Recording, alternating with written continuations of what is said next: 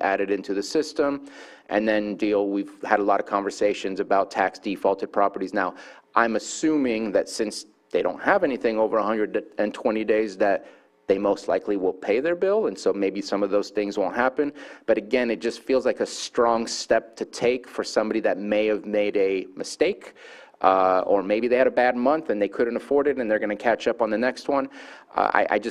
Anything that's over 120 days, or maybe to simplify it, anything within the 2022 calendar year, makes sense to me to move forward with tax liens and assessing their properties to capture those those delinquent funds that we have not received.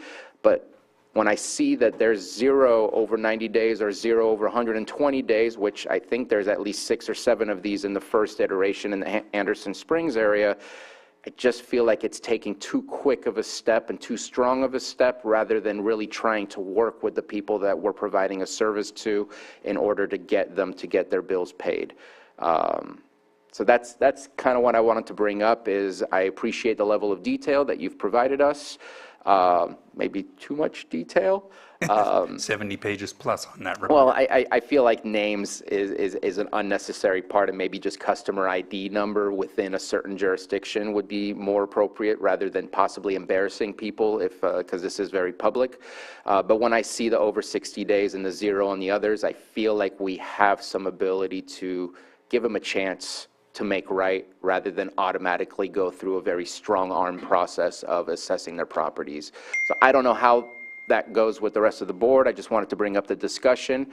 I don't know if that's something we can change today. That sounds difficult. If that's something we could change in the future, but I'd love to hear from the board of what their thoughts are on that.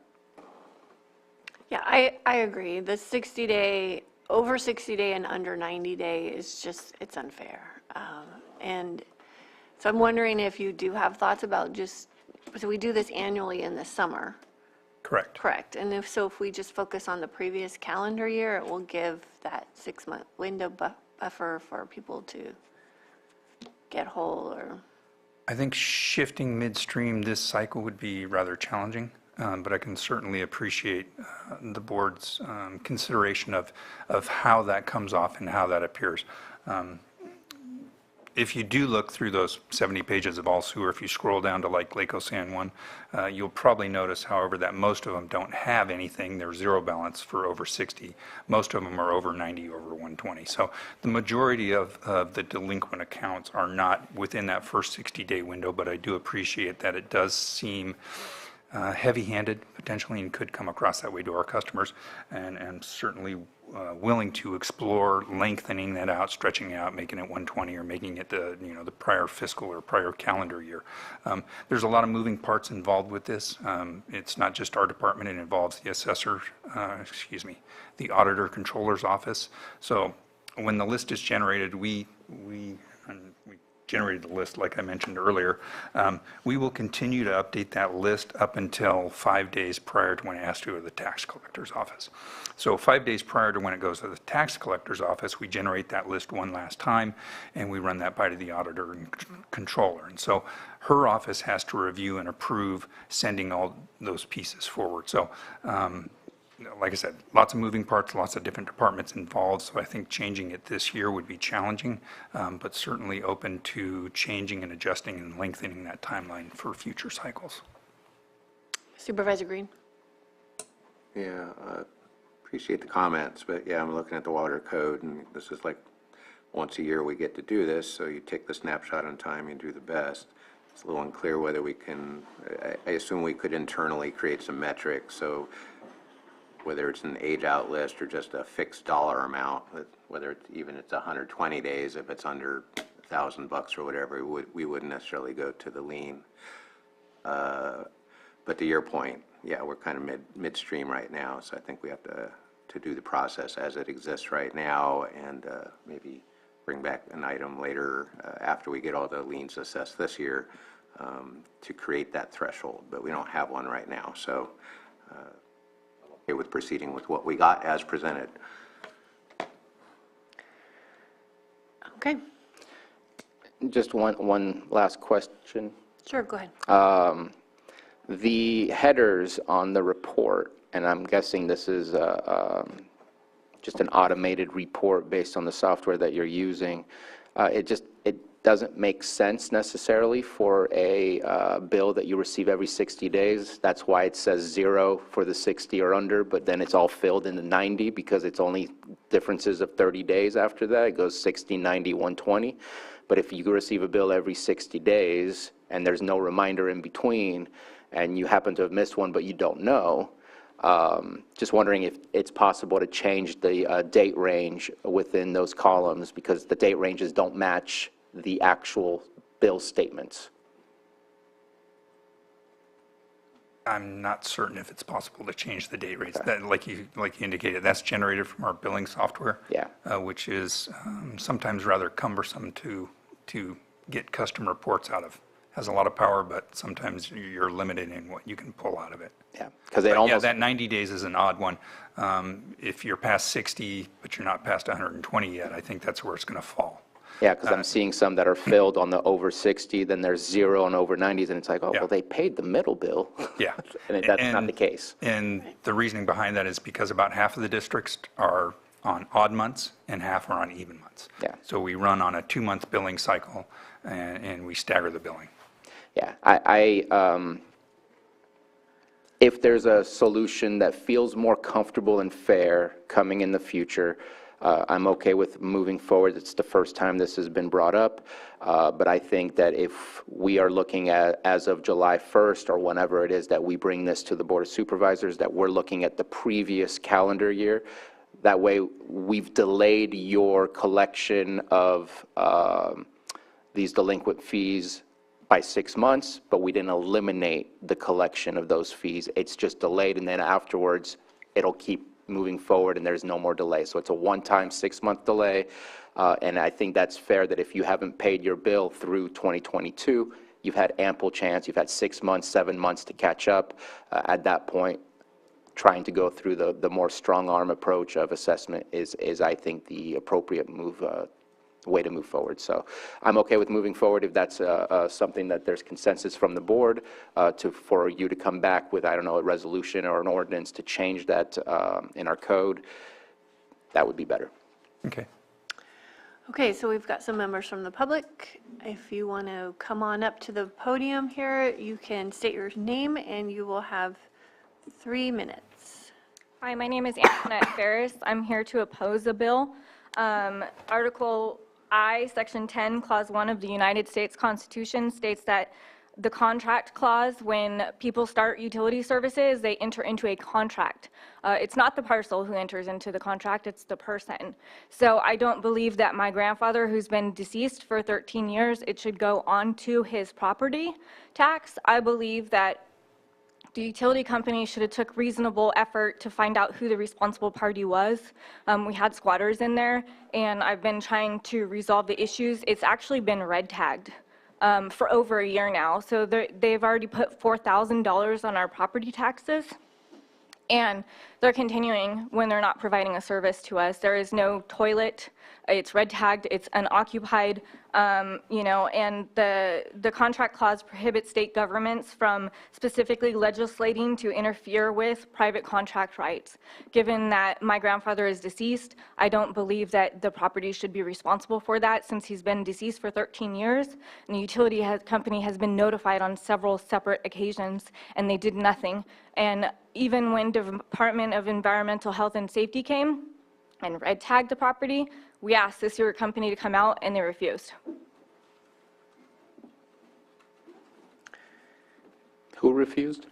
The sewer company, I've been in their office several times. This bill that they're talking about is over 6 years delinquent. They have policy that after 18 months, they're supposed to come, cut, and cap the line, which they never did. They continued to bill the property for 6 years for delinquent sewer. I just got granted administration of the estate in February. Okay, Director Harder? A little more complicated and convoluted. Not all the $4,000. I believe the back taxes on that property are up to about $12,000. $4,000 is in penalties not related to our department. There's about $2,400 roughly that's been placed in liens over the last 6 years on that property from our department. The rest of it is outstanding in back taxes that haven't been paid. Our sewer use ordinance requires that if we are to stop billing for sewer service and availability, because our sewer use ordinance provides for service and availability for service. So if there is a lateral to the property, even if it's not being occupied and used as a house, there is the possibility for inflow and infiltration, contamination to get into our sewer system, into our collection system. So as long as that lateral is in working order, then the property is billed for that. Whether that goes with the property or with the utility owner, that's why I've involved county council, and we're working through those issues and trying to resolve this with Ms. Ferris. But the property owner is responsible for notifying the district if there's a change of ownership. The property owner is responsible for disconnecting that lateral if they'd like to stop being billed for sewer service. Ms. Ferris has been advised of that. I even made an offer recently via email that, there are options in our ordinance which allow us to, we don't typically go and disconnect people's sewer service. That's just not how it operates. She did point out, it does say in there, if it's delinquent more than 18 months, we do have that option. Requires a posting of the property, requires a public hearing in front of the board of directors of the sanitation district. And then if so, the district can move forward, forcibly disconnect that lateral, and then assess a one-time penalty of $500 to the property. The unusual thing in this situation is that in reality, nothing on the sewer account ages past 12 months because every 12 months it rolls to tax roll. So we never really do see that 18 months. However, the taxes haven't been paid, the sewer bill hasn't been paid, as she indicated, for about 6 or 7 years. So that is a possibility that we could move forward on. To her point, she brought up U.S. Constitution law, contract clause, all those sort of things. It's at that point that I handed it off to county council. That's really beyond my area of expertise. I'd like to work with her to resolve this, but that's what we're doing. So just very briefly, the procedures applicable here are essentially California Health and Safety Code sections 5473 onwards. And with subject to certain exceptions, all laws applicable to the collection of general taxes of the entity would apply to these utilities. Under, I think, Administrator Harder already mentioned the collection and enforcement part of that. As far as the lien enforcement, that's under the Lake County Code, specifically Section 722, which states, actually it's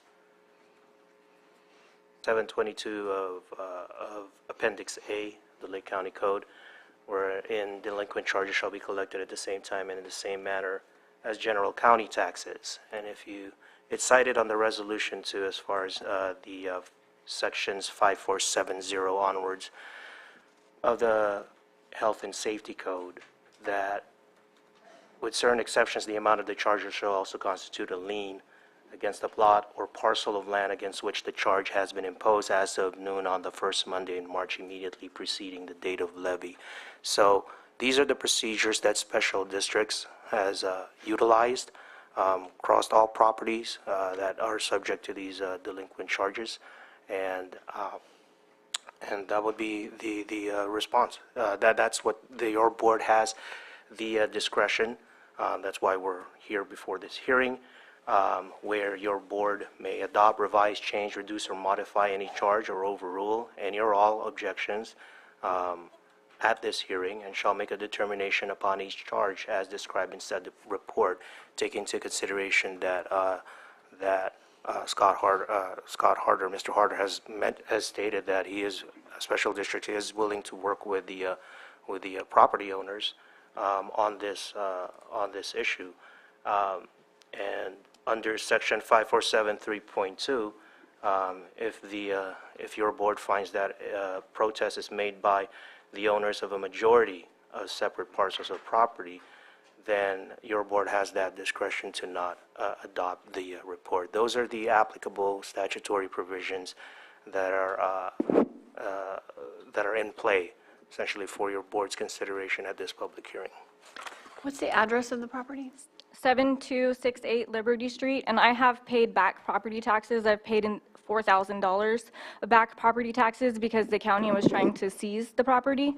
But he also noted that he talked about health and safety code, but when I told him that health and safety code and feces were on the property, the utility service refused to come out and cap in the line, which should have been done then instead of continue to bill us for an entire year. Where is this street? Is it? It's on Liberty Street in Nice. Oh, in Nice, okay. Antoinette has called me before. This is really prevalent in the district. I'm pretty sure in everyone's district, but I know in Nice and Lucerne, these properties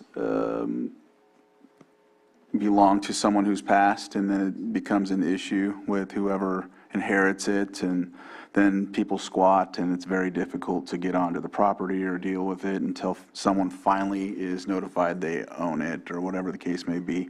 So I don't know, I think it's just something that we need to figure out how to address. I mean, this isn't the only situation I've got calls about in situations like this, and I just wanted to mention that. She has called me before about some of this, and it's been difficult because the people won't leave.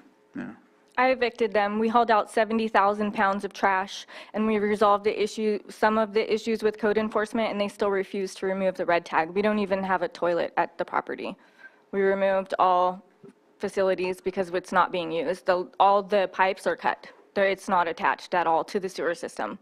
In what I do know, I understand that, but I know that there's, like I said, there's so many of these, and code enforcement's struggling to get to every single one.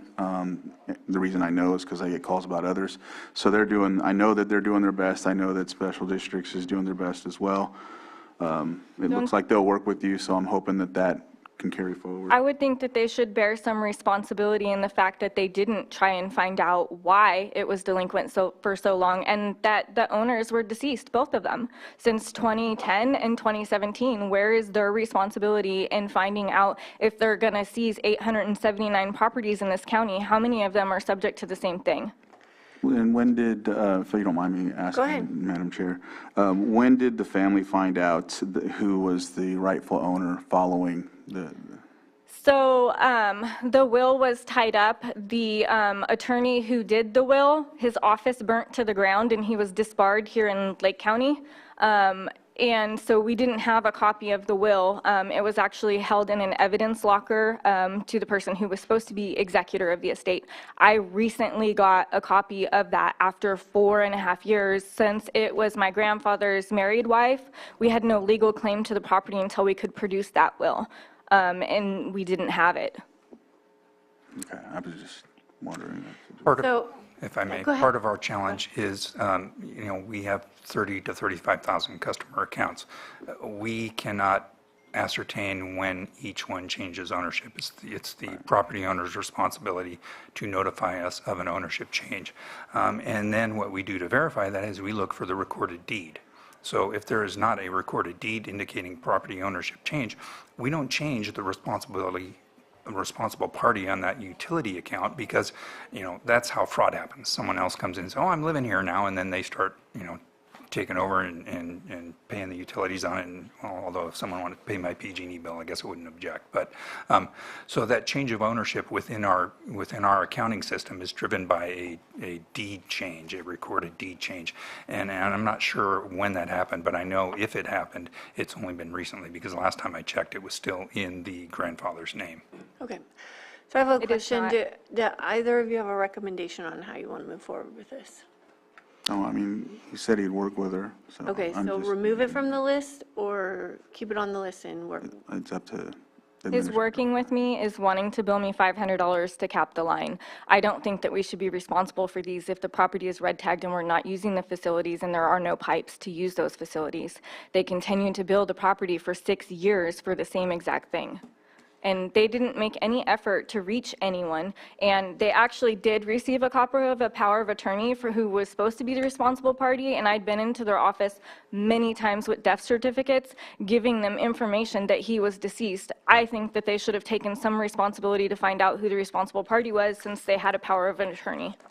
And To that point, the power of attorney is only valid while the person is living, and it says that in that exact power of attorney that she provided us. So once And the that's- individual has passed, then that person no longer has power of attorney. And again, the sewer service availability is there. It's the customer's responsibility to disconnect that if they want to stop being billed for sewer service. She can hire a contractor, but as indicated, there is provision within the ordinance which would allow us to do it. Yes, there's a $500 fee. It's probably going to cost more than $500 in materials and service for my labor and my staff to go out and do that, but I'm willing to do that. When I offered and asked if that's how she wanted us to proceed, she deflected and responded with the U.S. Code of Constitution and the Contracts Code and didn't answer that question. At that point, when she started citing contract law, I deferred to county council. That's still an option we're willing to proceed with. I'd like to close this out so it's no longer a burden on her. But the sewer service and the availability has been there previously and historically. It could cause potential issues to our collection system, even if there's not fixtures out there. If there's squatters out there, are they illegally using the system? Are they dumping contaminants, chemicals down our system? Those are all concerns. That's why our ordinance is written the way it is, that says in order to stop the billing, it has to be cut and capped properly at the property line. I'd like to make that happen with her. I take his recommendation. Okay. All right, do we have anyone else? So is this going to be removed from the calendar? I don't think it is. You could be- That's at the board's discretion. We could not roll it to the tax roll. However, in my opinion, it's still an outstanding utility bill that's due. Services were available. You know, the way we stop the bill moving forward is get it cut and capped. So keep it on. At Or the what board's is your discretion either way. I defer to him. Okay, Supervisor Spatier. I think we're going back and forth here as to who's trying to make this decision. I want to take a couple steps back. Something was mentioned, and I feel like we're in agreement that it says that within 18 months, there's an option. Correct. I think we have an issue if we're clearing it every 12 months and we're not seeing the overall timeline. I'd like to rectify that. Yeah, Because that me makes too. no sense. Yeah. If we're making somebody pay for 6 years, whatever the amount of time is, and we're way past 18 months, and we're just restarting the 0 months every 12 months, we're not helping ourselves, and we're not helping that property. Because again, the service is to the property, it's not to the individual, it's to make that connection for the sanitary services. I want to make sure that we come back with something to resolve that.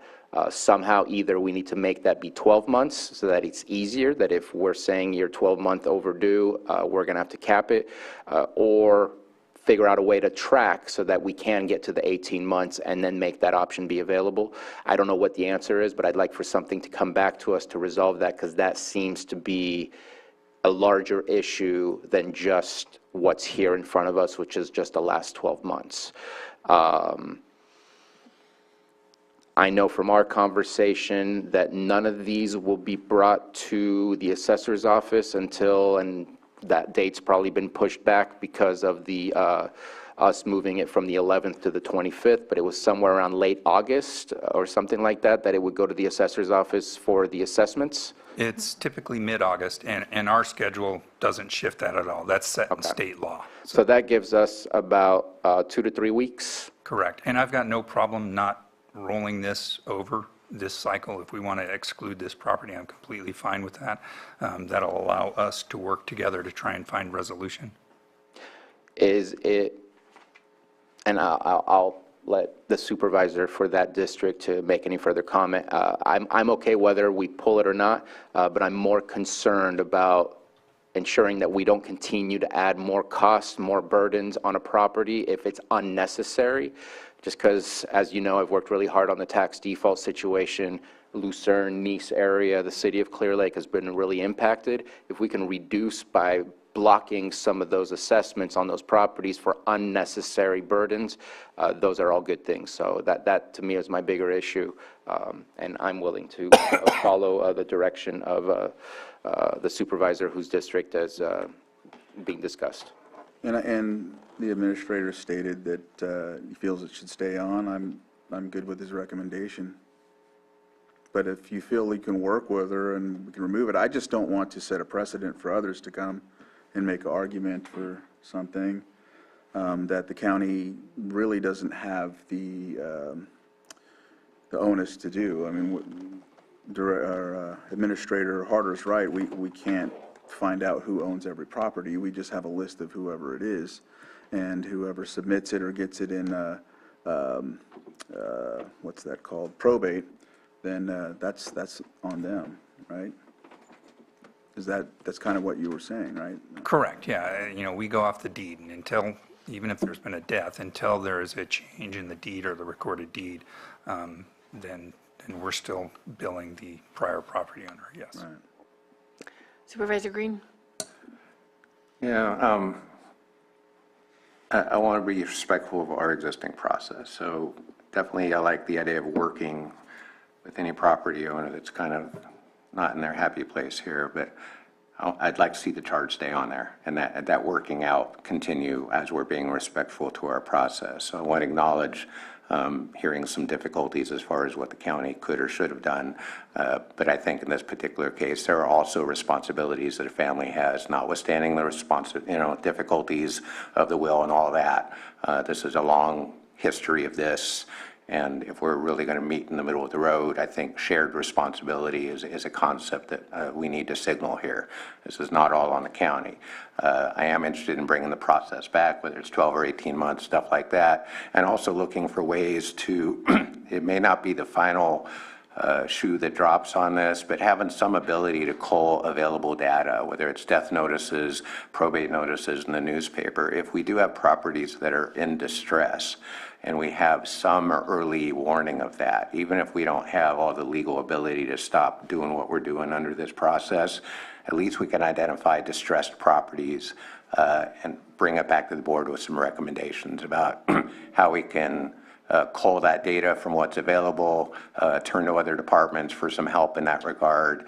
And so in addition to adjusting any timelines or stuff like that, any dollar amounts, for what we're going to go after a lien for, maybe there is something we can do to better identify distressed properties that are probably going to go off the rails, probably going to go well over 120 days, and just come up with a way to deal with that. But we can't do that today. But that'd be my druthers. I'd love to see the charge stay on there because it was incurred under our current process, and I think that would actually encourage resolution of this rather than taking it off and possibly setting a precedent. Okay. All right. Do we have anyone else in the room today?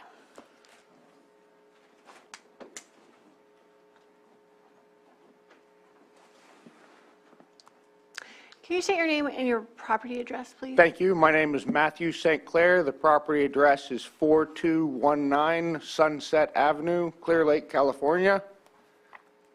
I purchased the property from the tax default auction June of 2022, received a bill from special districts prior to receiving the title of the property, went to special districts and requested identification of the lateral, and it took more than a year for the lateral to be identified.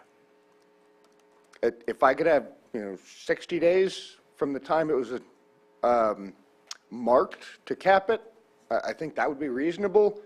Being expected to pay for a year of service for an empty lot that special districts couldn't find the time to identify. I've worked with the administrator recently. We have made progress. I've only had a couple of weeks from the time it was marked. Director Harder? I'm not certain. I don't recall the details specific to Mr. St. Clair's case and whether or not when his initial request came in and when we went out. Typically, we're not that poor on our response, but that very may well have been the case, is that we did not respond timely to get markings out there for him. So I've got no problem working with him to issue credits or revise his bill accordingly.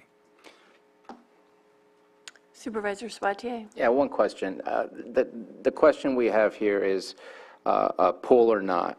Pull doesn't mean the money's not owed. It just means that we're not moving forward today with putting it as an assessed part. Sounds to me like the conversations have already begun. To me, that's where we want to go, is have the conversation, what is the time that it requires to, if it doesn't get resolved in the next 60 days, that this comes back to finalize type of thing, that it comes back to the board? Is that, That's that mid-August date.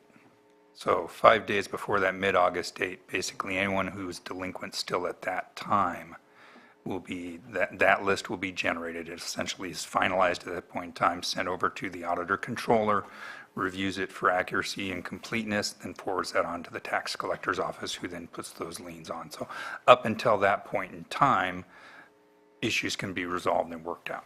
because we've had code enforcement assessments come to us. If you don't show up, then I'm ready to move forward. If you show up, I'm ready to listen and hear what you have to say. That doesn't mean that we're going to change anything. We may still assess.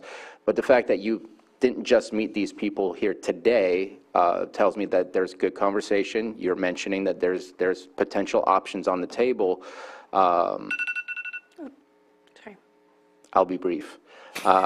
Your 3 minutes is up, Supervisor Sabatier. I'm okay with postponing. We're not clearing the fees. We're not doing anything that is a bad precedent, but to say, hey, let's figure out where the conversation goes, rather than the conversation taking longer than mid-August, which is pretty close from now. It's very close. Yeah.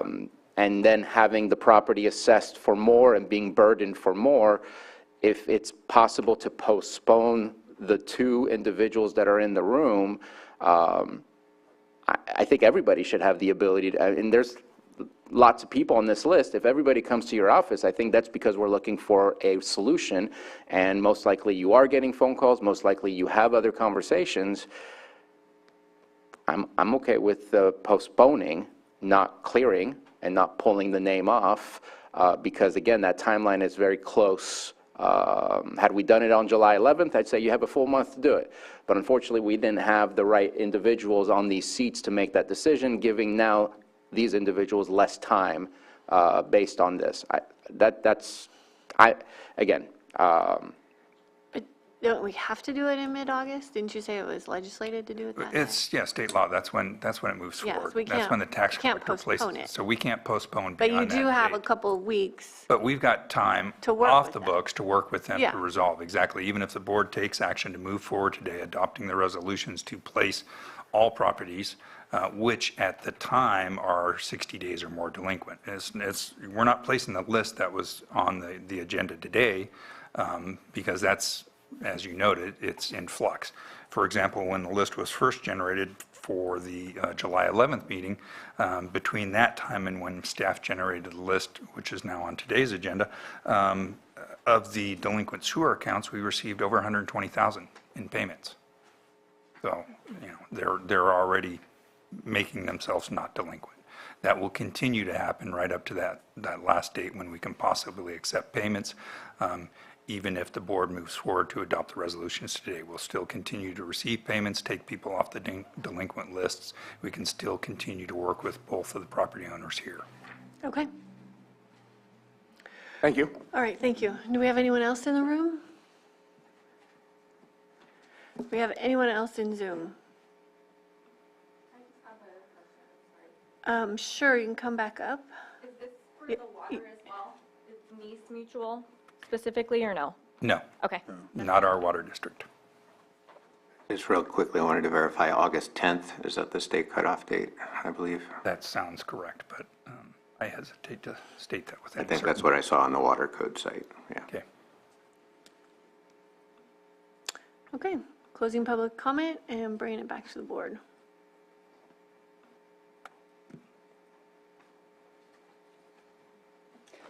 checking in, do we have consensus to request special district to come back and review that 15-month or 18-month or whatever it is? Just want to Yes. make sure before we move forward, because it wasn't very clear to me, so thank you for that. And I would say at this moment in time, continue your conversations, please.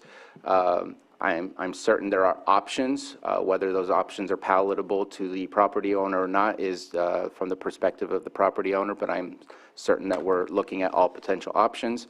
And so And digressing back, I move to offer the resolution, I guess, is what I'm doing for the confirming collections of annual lighting fees. We got to go through each one individually. Yes, your board may go through each one of the resolutions separately Okay. in offering them. So I offer the resolution for the annual lighting fees. All right. Director Sabatier? Aye. Director Crandall? Aye. Director Green? Aye. And Director Pyska? Yes. All right. I move to offer, sorry, I offer the resolution for the collections of delinquent water fees. All right. Director Sabatier? Aye. Director Crandall? Aye. Director Green? Aye. And Director Pyska? Yes. And I offer the resolution for the collections of delinquent water and sewer fees. Okay. Director Sabatier? Aye. Director Crandall? Aye. Director Green? Aye. And Director Pyska? Yes. And I offer the resolution for delinquent sewer fees for Lake County Sanitation District. Okay. Director Sabatier? Aye. Director Crandall? Aye. Director Green? Aye. And Director Pyska? Yes. Thanks. Okay, thank you.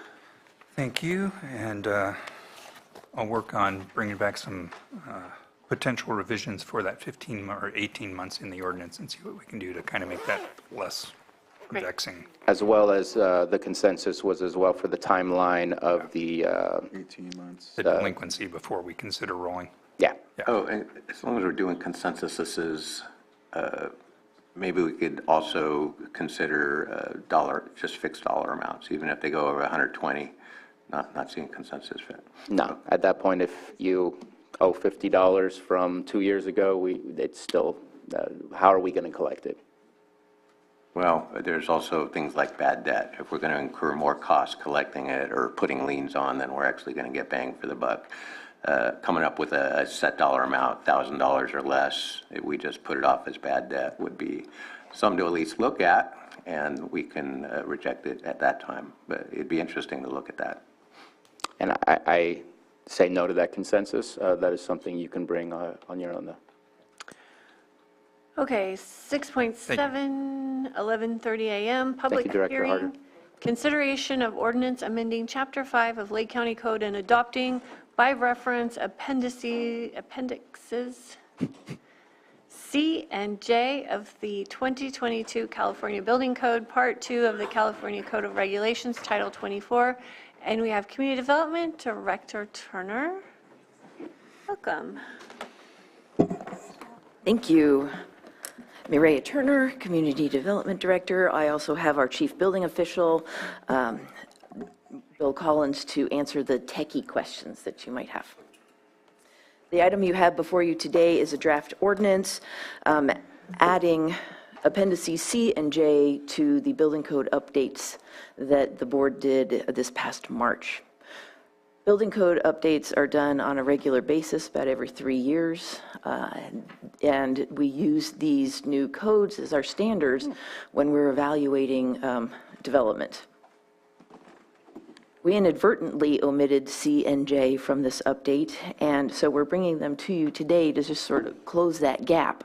Appendix C regulates our agricultural structures, and Appendix J helps regulate with grading. So I will turn it over to Bill if you have any. Questions? We have Supervisor Green. And thank you. I know we're just doing housekeeping and getting it adopted, but there was a comment made earlier this morning about ag exempt. So on page 1 of the document labeled Appendix C and J, there's a table on page 1 of that 6-page document. Table C 102.1, which basically outlines allowable areas and maximum heights for that. And there's several headings, 1, 2, 3, and 4 lumped together, and then 5, Roman numeral. So what are those various classifications of these sizes of ag exempt buildings? Those are the type of construction. So type 1 is non-combustible materials. Type 2 is where the exterior structure is non-combustible, and then the interior stuff can be of any other thing approved in the code. As you go into type 4 is heavy timber. Type 5 is generally what we see here in Lake County, which is all like your home. It's built of all combustible construction. Usually we see it's usually called a VB. It's a type 5B. It's you can build it with anything in the code, even though it's combustible. And basically what they're saying is if you build something out of brick and steel, they're less concerned about getting occupants out before the place burns down, so they're going to give you a little bit more area in there. I don't want to spend a lot of time on this. I just want to highlight that based on the building material and the size of the building, although our current ordinance appears to only allow ag-exempt buildings on parcels 10 acres and up, if you were to slice and dice a portion of this table and consider at some future point whether smaller buildings or certain types of building materials in smaller sizes could fit on smaller parcels, it might be something worth looking at. I don't think we're at that point right now, but that type of flexibility was raised as a potential. I think there probably is at least potential to consider that. I think, however, that 10-acre minimum got passed 10 years ago or so, whatever it was, it would allow for any of these type of ag-exempt buildings to be considered for that parcel. But if there was a way to consider whether a subset of these allowed structures could fit on smaller parcels where ag isn't allowed use, that may be a flexibility we want to look at. So I just want to mention that as a gentle suggestion for future, and that's my only question. Thank you. Sure, go ahead. The reason why there is a 10-acre minimum is because as the parcels get smaller, they're less likely to be used for primary agriculture. They become more like a ranchette, so it's primary residential use, in which case an ag-exempt structure is inappropriate. Supervisor Sabatier? I know in submitting the request for the changes to the ag exempt, changes to dry sheds, and so on and so forth, that went through a whole process. I had offered, and it was moved to the task force to lower it to 5 acres. It came back to 10 acres. Obviously, many people got engaged in that conversation, and we approved it to not change and stay at the 10 acres. So we've already had some of these in-depth conversations, and it came back with the recommendation to keep it at 10. So I just wanted to at least provide that feedback that it's not the first time that that conversation has occurred, and that's we remain where we are at this moment in time. So just wanted to add to that, but yeah, no, let's add these back in and make sure that we can move forward. Okay, do we have any public comment? I'm not seeing anybody in the room, and I'm not seeing anyone in the Zoom room, so I'll bring it back to the board. Just a quick follow-up. That discussion, was that a cannabis discussion or just a general discussion? Because I think the ordinance I was looking at dates back to 2013. So you're saying there are more recent conversations involving cannabis greenhouses or ag-exempt structures or ag-exempt structures generally? So it was submitted to the task force and to the ag advisory for review. As it was originally about all ag, which ag includes cannabis. It came back to us as a cannabis hoop house ordinance, not an ag hoop house ordinance. And in the midst of it all, it also said no changes to ag exempt regulations. So it was reviewed and it did come back. Thank you. Okay, action? Just one, I'm going to read a question from a constituent, Holly Harris. First, just two different references. One, in section 2 of the ordinance itself, all ordinances and resolutions in conflict herewith are hereby repealed to the extent of such conflict and no further. Then in number 2, it says, in the code itself, see Group U, agricultural buildings under user.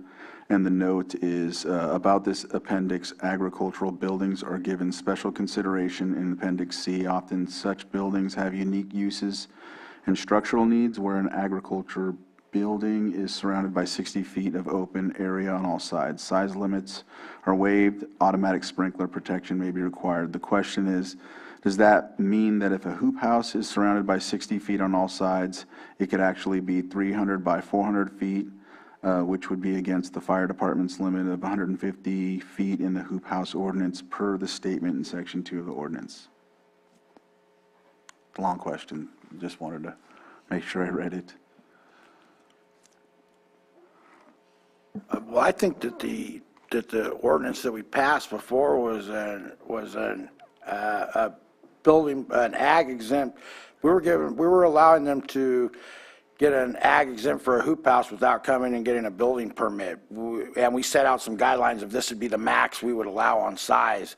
Even though we're adopting this, I don't believe that that would change that. I think this is giving options to people that want to get a building permit for other things as well. And if they want their hoop house to be bigger, they can always get a hoop house permit from us, and we can assess it for code requirements, you know, getting a fire engine to it, EMS to it, things like that, access, how they're going to get in and out of the thing. In my interpretation, because I don't see any place in the code that says that these agricultural buildings to this size are necessarily permit-free or there's no permit for them. I think that's a determination made by the county. I think this is giving what an agricultural building could be and what we're thinking we would want to allow versus the California code just saying that because we adopted this appendix that you can have an agricultural building that's say 27 or 60,000 square feet without a permit. I think this is just another tool for us to assess agricultural buildings versus, because nowhere in here does this say that these are necessarily agricultural exempt up to that size, of what I've read anyways. Thank you, Bill. Okay, ready for action? There's nothing further. Move to approve the first reading of the ordinance to be read in title only and advance the ordinance to the next Board of Supervisors meeting for adoption. Supervisor, if I may, Yes. I would suggest just separating it into two separate motions. First motion to approve the first reading of the ordinance, as you said, to be read in title only. So moved. Second. All in favor? Aye. Aye. Opposed? It's an ordinance amending Chapter 5 of the Lake County Code and adopting by reference Appendices C and J of the 2022 California Building Code, Part 2 of the California Code of Regulations, Title 24. Thank you. And move to advance the ordinance to the next Board of Supervisors meeting, which looks to be August 1st for final adoption. Second. All in favor? Aye. Opposed? Okay, motion passes. Thank you both so much. The final item that we have today is our calendar, but I would first like to pass this off to County Council for an introduction. Well, it's my, members of the board, it's my pleasure to introduce Joseph Wagmuller as our new deputy. I'm sorry, what was his name? Joseph Wagmuller, Joe, is what we call him, our new deputy county counsel in our office. Just wanted to introduce to Welcome, Joe. Where are you coming from? Mendocino County. Oh, okay, great. All right. Awesome. Well, welcome. Nice to meet you. Welcome. All right, who's ready? I'll do it. Okay. So Buckle up. I'm not going to go into great detail. I still need to kind of go through all the information that I gathered. Both Chair Pyska and myself were at the NACO annual conference in Travis County in the city of Austin. Learned a lot about mental health, how to, the word of the day was interoperability, meaning how do we get multiple agencies, multiple departments to really work together, share information together, and not allow cracks to appear in between. And so mental health was a large topic of conversation. Homelessness was a large topic of conversation. Recidivism in our jail system was a large topic of conversation. Also went to listen in to an art presentation of how arts are economic development for your community, how to really engage more than just providing murals. And I think in having a conversation with Chair Pyska, we mentioned how the Middletown Arts Center is really engaged in that way with the community by offering classes, by offering a facility to make those things happen, not just exhibiting it. Again, I really need to think through and write down. I just exhausted yesterday coming into the afternoon and making sure I was prepared for this meeting, but absolutely inspiring. Obviously, the connections and the networking that occurs there. I think that both Chair Pyska and myself did a really good job of connecting with a large number of individuals.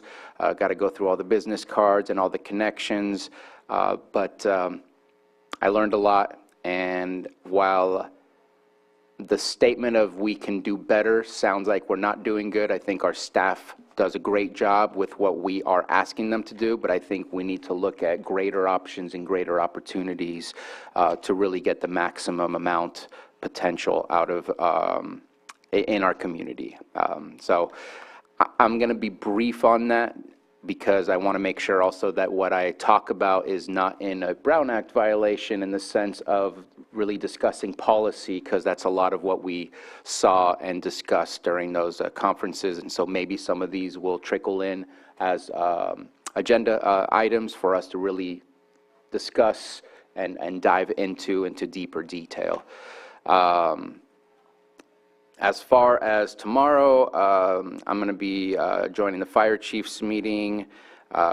We do have a canceled First 5 Lake, but I need to catch up and figure out that we are looking for public input, and I believe that's on Thursday. So I'm going to see if I can maybe hang out there for some time. Lake Fire Protection District is having a meeting in the afternoon. I always like to keep up on what's going on. I may join our school board meeting just to also keep up on what's going on since school's opening, and there are some pretty drastic changes happening in Canoctown Unified School District. Starting my day off on the 27th at Main Street Bar and Grill at the Judge's Breakfast. Sorry, not Main Street. I don't know why it still says that. Over at the Senior Center. Hope Rising meeting. Meeting with, I'm going to say the name wrong, but Nickelback? Okay, I may have said it right. Meeting with her over at coffee shop to discuss some of our health metrics, which was again, large topic of conversation in our conference. I lost where I was. I will be visiting Reynolds System, finally. I will make this one happen on Friday to go see what their industry is doing and what opportunities that brings to our county. Not in my district, been invited multiple times and just interested in learning. Russian River Forum going on in the afternoon, and also meeting for solutions for encampments with, I don't know how many of you have met Akriti Wong. She is, I believe you've seen her maybe at the Blue Ribbon Committee, but she's very passionate and very motivated to help out and find ways to engage with the Board of Supervisors on solutions. And so if you hear from her, please make sure to respond, because she is a pretty amazing human being that happens to have come to our community, and I want to make sure that we find ways to place her in positions that she can engage with change. Then the weekend will be here. I missed, unfortunately, the concert series that occurred over the past weekend. Hopefully we'll have a cooler weekend coming up. And then on the 31st, I don't have anything right now on Monday other than to prepare for a meeting on Tuesday. We'll say I did have, really appreciated the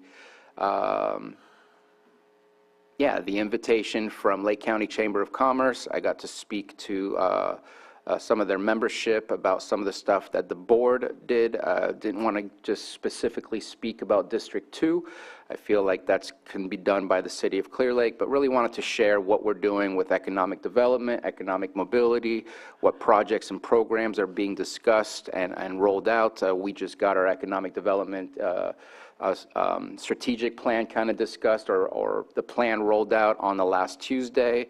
And so just kind of complemented that conversation with that presentation to them. But that kind of rolls out my calendar for now. I'm sure it'll fill up with more. Tomorrow I have the last group meeting with the NACO leadership program, so meeting with my group for the last week. Thursday, legislative call-in for RCRC, an update, and then 4 p.m. is Lake County Recreation, what do they call it? Let me find it. Agency, Lake County Recreation Agency meeting. And then Friday, the last NACO meeting, or leadership meeting for the class. And then Clover Creek Hitch Habitat Restoration, see what I can do to make that. It's a Zoom WebEx. And then the Russian River Water Forum discussion will be at 1. And then the 31st, meeting with CAO Parker, and then in my EPA advisory committee ad hoc meeting, and then back here on Tuesday, the 1st. Do you want to talk about the leadership curriculum for just a minute? I Yeah. know we have an opportunity to send some other staff and maybe just share what you got out of it, or, It really helps. One of the things that you're looking at, I feel, and this is what I wrote in one of my reflections, is that a lot of it reaffirms some of the leadership that I obtained in the military, but at the same time, you have CEOs and board of directors, executives that have been doing these things for a lot of years, that give more insight as to, as leadership in the military. I had like 10, 12 soldiers. They're talking about corporations. General Powell was one of the main focuses on this, and actually I always loved his videos. It spoke to what I know. Meeting with the folks in the class really gives you an emphasis on what others are dealing with, especially across the nation. But our group, as you know, is all California counties, which deal with similar situations. A lot of them are directors. I think I was the only elected in my group. So there's electeds in different groups throughout the nation, but for whatever reason, I was the only one in this one. So having a chance to create my own leadership,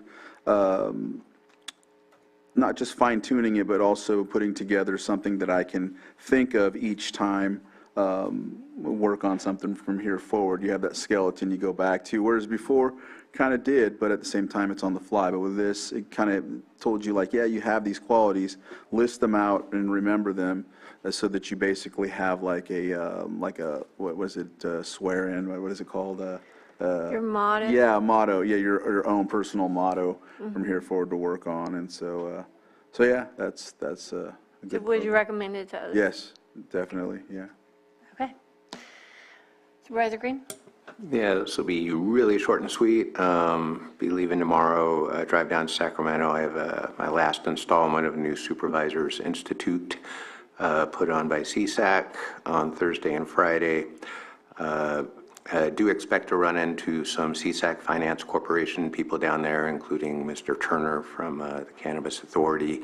So I may get a question or two where we're at on that. So just a reminder, we have a MOU or something to do on that.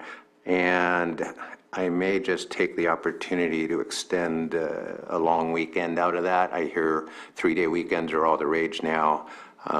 So with the board's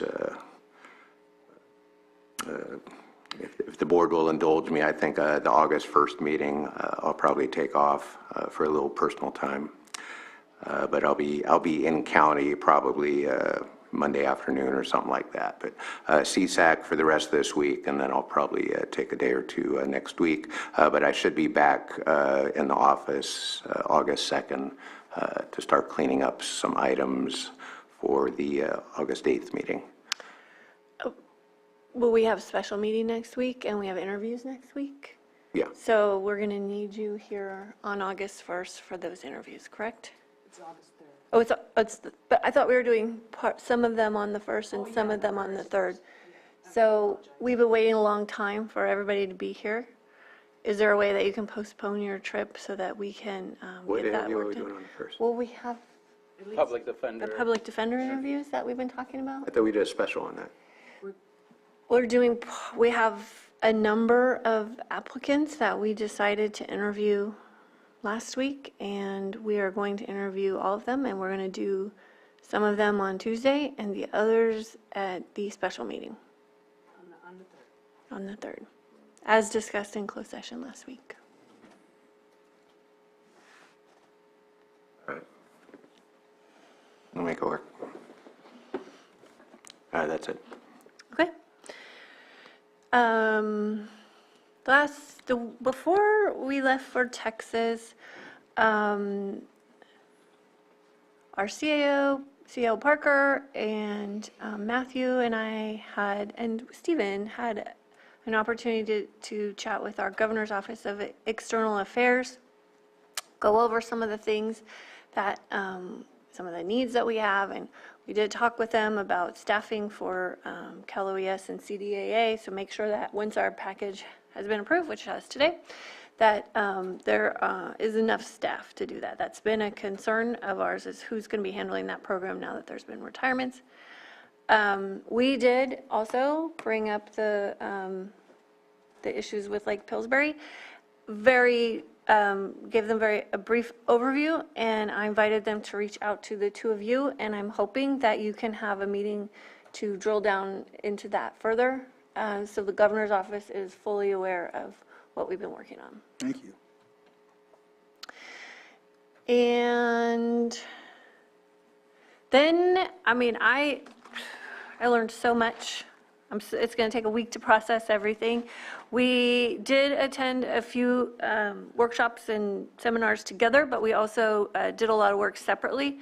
A lot of the work that I did was on the Inflation Reduction Act funding and a lot of the programs that are available to us so that we don't miss any steps. And so that had to do with the Department of Energy, and housing projects, and water with the EPA, and EV stations, and climate adaptation, and recycling even, and resilient communities. We participated in our rural caucus, and I did do arts and culture to understand a little bit more about what Supervisor Sabatier has been doing, and I toured a tiny village, which was absolutely incredible, with 3D printed concrete homes. If you don't mind, since you were in the art thing, did you look up Scott Strickland? His music's pretty amazing. Oh, right, yeah. Look it up. So there's just a lot of things that I'm going to be sitting down with our CAO about, and maybe today. What's critical is there are deadlines, and the deadlines are fast approaching. And I'm hoping to work with Susan and bring back some things to this board so that we don't miss a single beat. It was very clear that all of the departments in our federal government are staffing up so that they can get this money down to the counties.